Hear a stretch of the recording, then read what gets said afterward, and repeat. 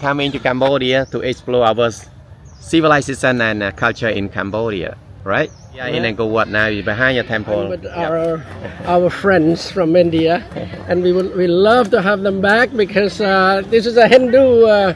We share culture, the Hindu temples here, and we all share the culture from India.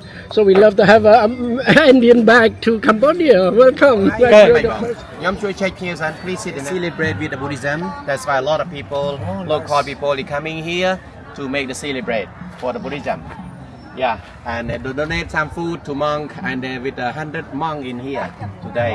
Yeah, from the monastery here to make the celebrate. Yeah, we still will believe to God as well today. Okay, give me maybe 10 or 15 minutes, then easy to see inside, okay? Like you show the name outside Angkor Wat, but Angkor Wat not real name temple. You got my sound on the back side? Sound okay? Okay. So Angkor Wat not real name temple. A-N-K-O-R. Angkor means capital city. Wat means monastery.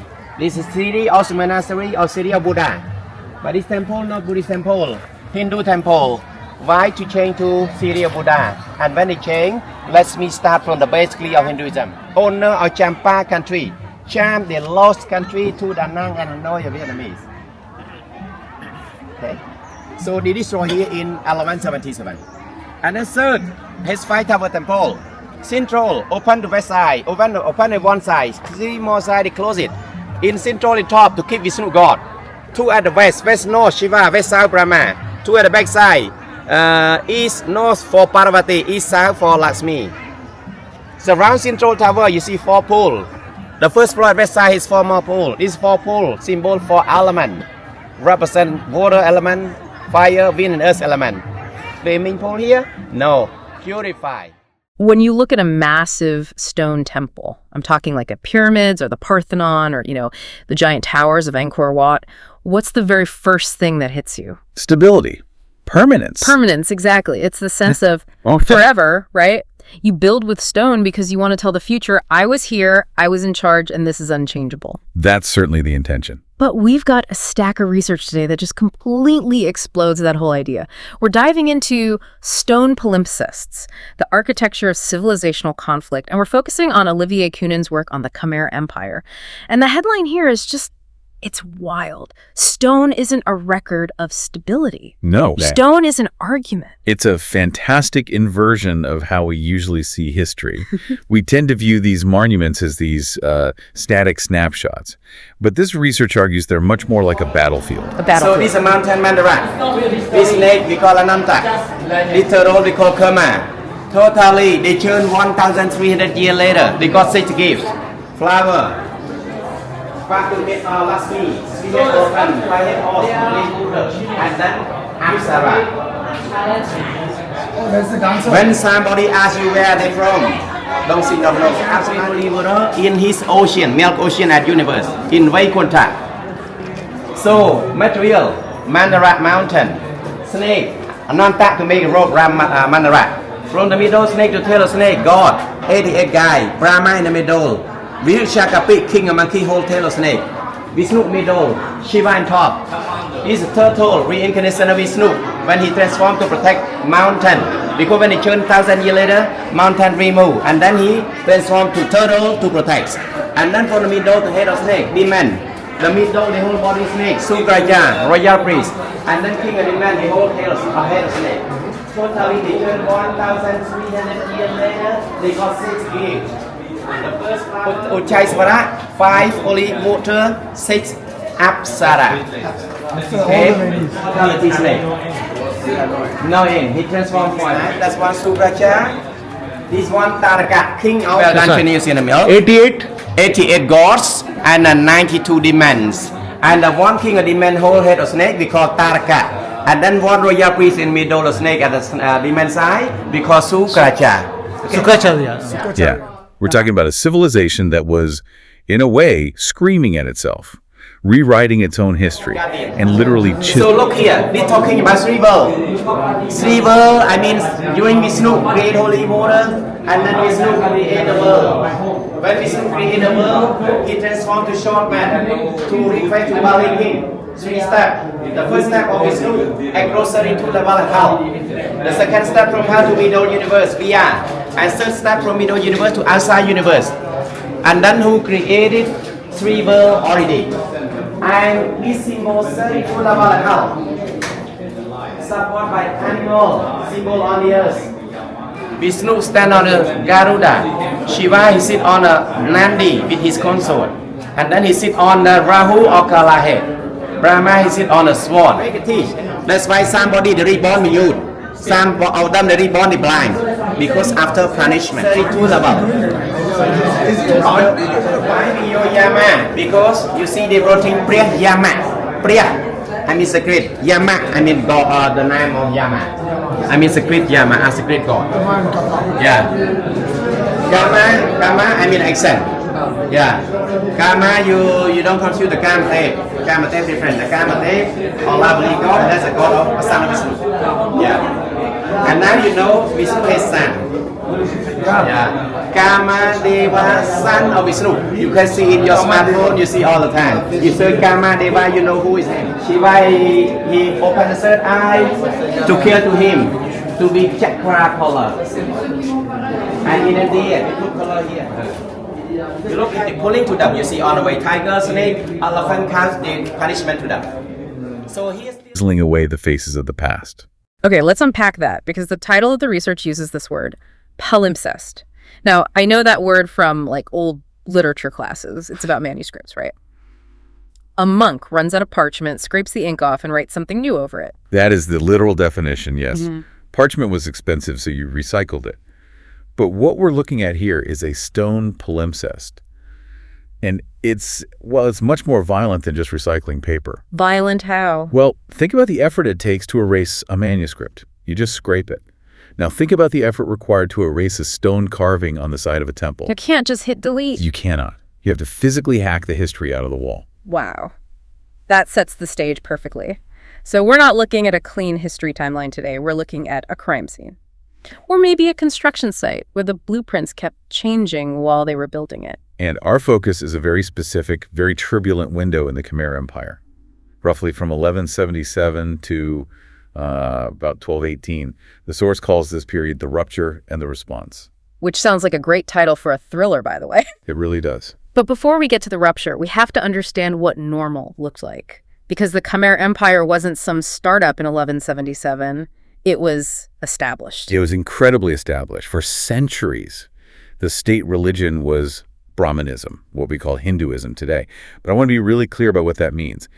It wasn't just that they had some statues of Shiva and Vishnu for, decoration. Right, it wasn't a hobby. No, not at all. It was the physics of their political reality.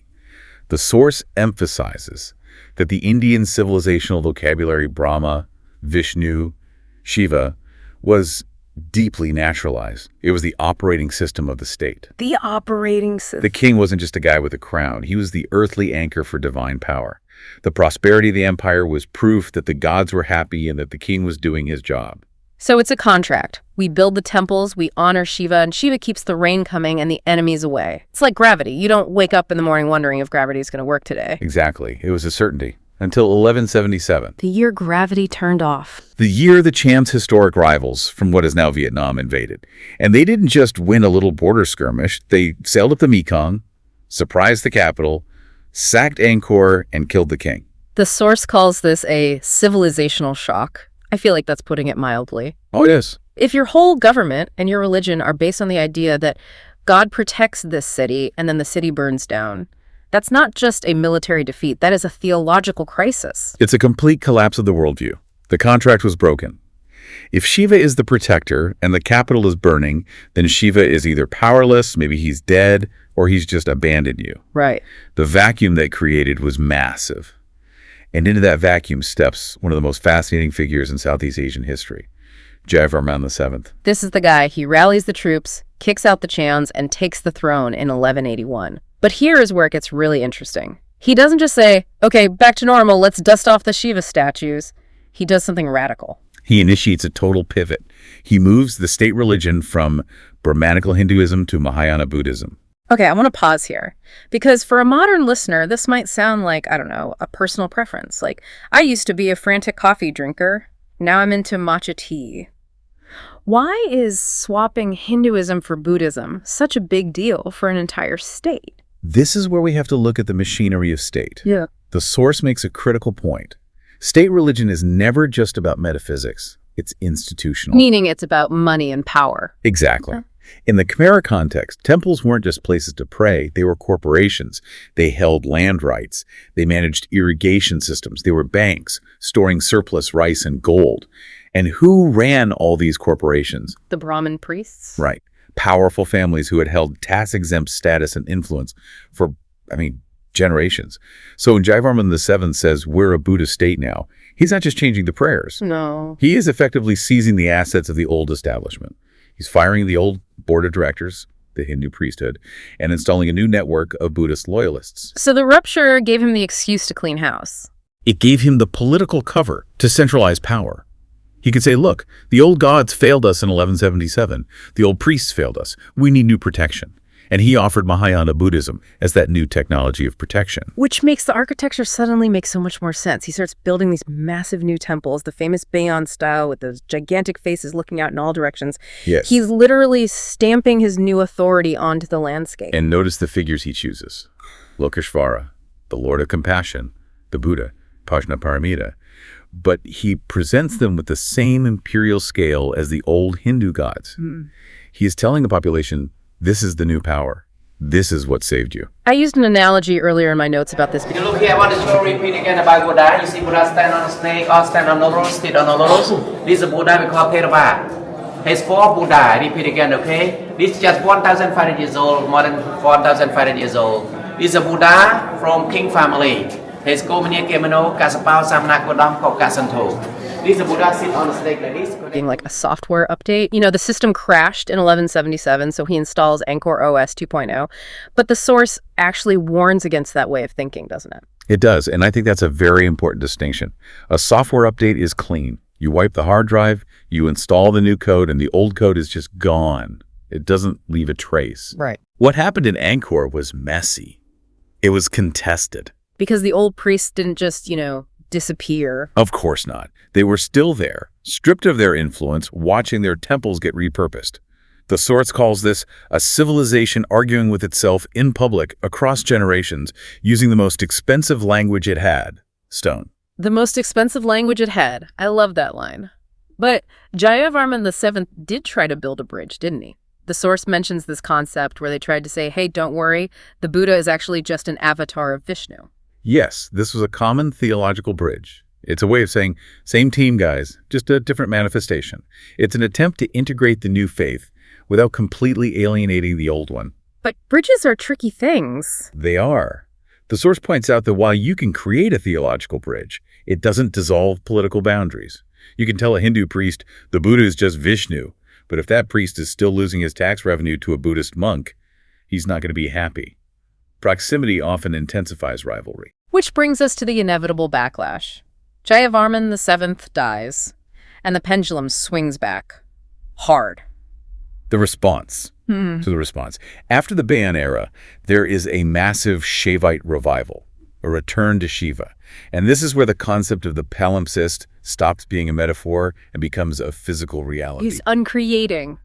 This part of the research actually gave me chills. There's a description of a slide showing a Buddhist image that has been erased. And we're not talking about natural erosion here. No, we are talking about the deliberate, systematic chipping away of faces. Can we just picture that for a second? Someone had to order that. Then some guy had to build a scaffold, climb up the side of a temple with a chisel and a hammer, and spend days hacking the face of the Buddha off the stone. It is a visceral act of violence. It's an attempt to rewrite the past, to uncreate the legitimacy of the previous reign. They overwrote shrines, they renamed gods, they took these Buddhist monuments and forcibly converted them back to Hinduism. But here's the catch, and this is why palimpsest is the perfect word. They couldn't get rid of it entirely. Exactly. Stone remembers. You can chip off the face of the Buddha, but the outline of the body is still there. You can replace a statue, but the pedestal remains. You end up with this ghostly, scarred surface where you can see both the original intent and the act of erasure. It's like a scar on the civilization. You can heal over it, but the texture is different. And that texture is what makes Angkor so unique. It's not a pure monument to one god. It's a hybrid. It's a record of the struggle itself. So we've had the rupture, the Buddhist shift, the Hindu backlash, and then the story takes another turn.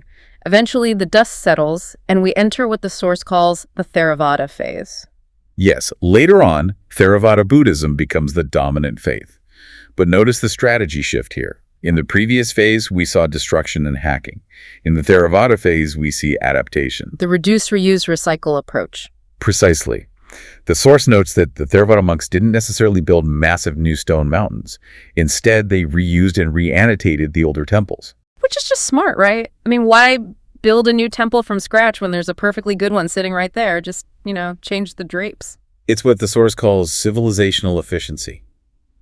But it also signals a different kind of confidence. They didn't feel the need to violently erase the past anymore. They just moved in. They took the old Hindu or Mahayana spaces, tweaked the iconography, changed the rituals, and made it work for them. It's less, I'm conquering you, and more, I am inheriting you. That is a beautiful distinction. It shows that the culture survived by being adaptable. If they had tried to burn everything down every time the wind changed, there'd be nothing left. Instead, they created these layered hybrids. I want to zoom out to the map now, because the source material includes these maps of where the Bayon-style monuments were built. And looking at it, it's not just about religion, it's about geopolitics. Architecture is absolutely geopolitics. We have to remember the logistics involved here. To build a stone temple in the Bayon style, say, 100 miles away from the capital, think about what that requires. You can't just FedEx a temple.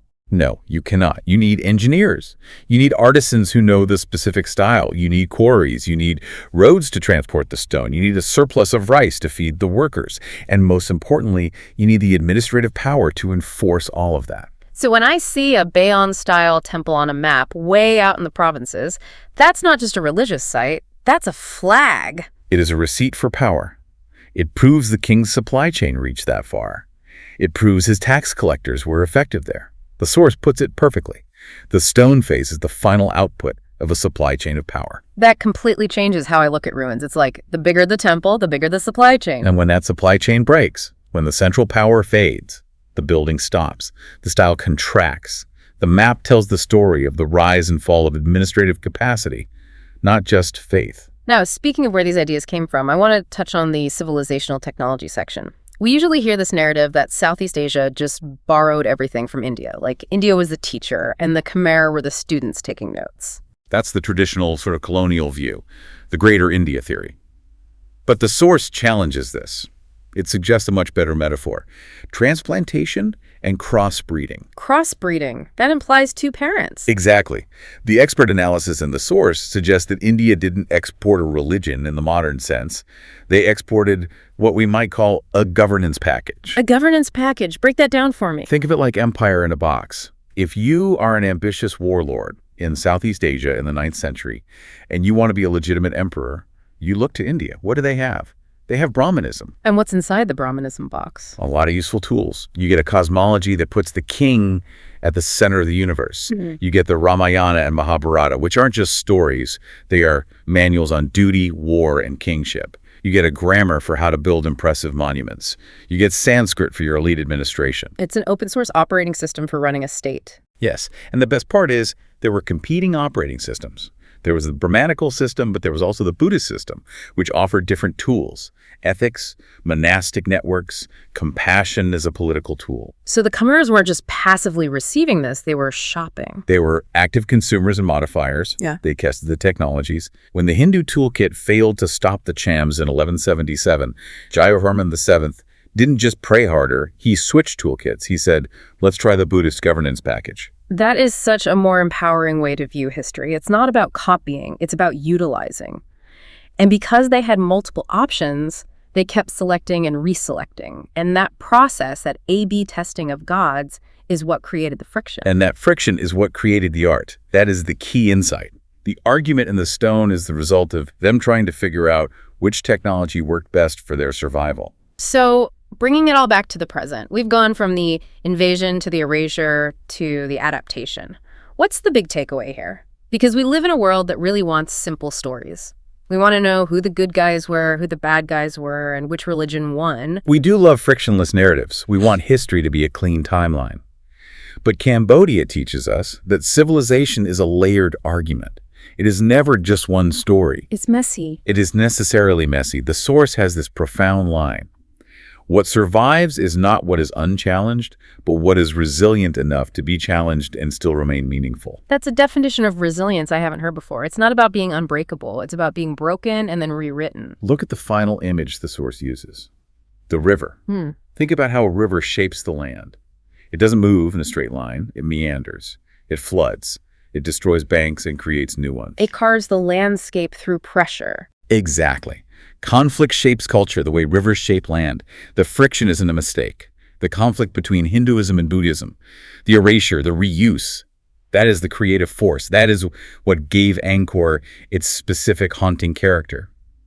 Without the argument, you don't have the art. You just have rocks. That is a fantastic place to land. We started by looking at stone as a symbol of permanence, and we found out it's actually a living record of a civilization changing its mind. A palimpsest of ambition, faith, and survival. So I want to leave you, the listener, with one final thought to mull over today. We usually look at history and ask, who won? Did the Buddhists win? Did the Hindus win? It is the wrong question. The source poses a much better one. Instead of asking who won, we should look at those chipped away faces and ask, what did this civilization learn while it was changing its mind? Because the learning process, the struggle itself, is where the culture actually lives. Thanks for taking this deep dive with us. It was a pleasure.